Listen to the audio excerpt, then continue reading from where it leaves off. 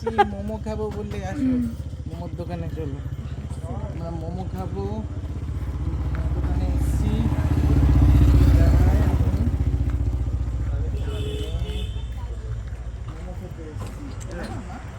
ওই যে হ্যাঁ দিয়ে দিন।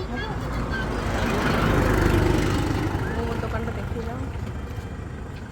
মোমো খাবো তো এখন। চলো নন্দিনী এক পিস লাইকা নরম, খুবই সফট, খুবই সুন্দর খেতে। ভেঙে দেখাও তাহলে, এত সফট সফট বলছো। এত সফট কি বলবো, এই যে পুরো মানে মুখে দিলে গলে যাচ্ছে। এটার ভেতরে পনিরের স্টাফিং আছে, স্যুপ আছে, খুবই ভালো। আমরা অনেক রাতে এসেছি, পাবো এক্সপেক্ট করি। এই লোকেশনটা বলে দাও, এটা কোথায় দাদা বল। সন্ধ্যামাঠ পাড়া পেরিয়ে গেছে, জায়গাটার নাম আমি জানি না,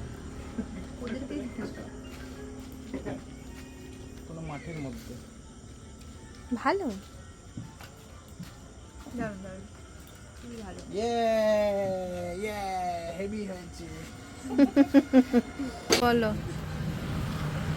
হেভি।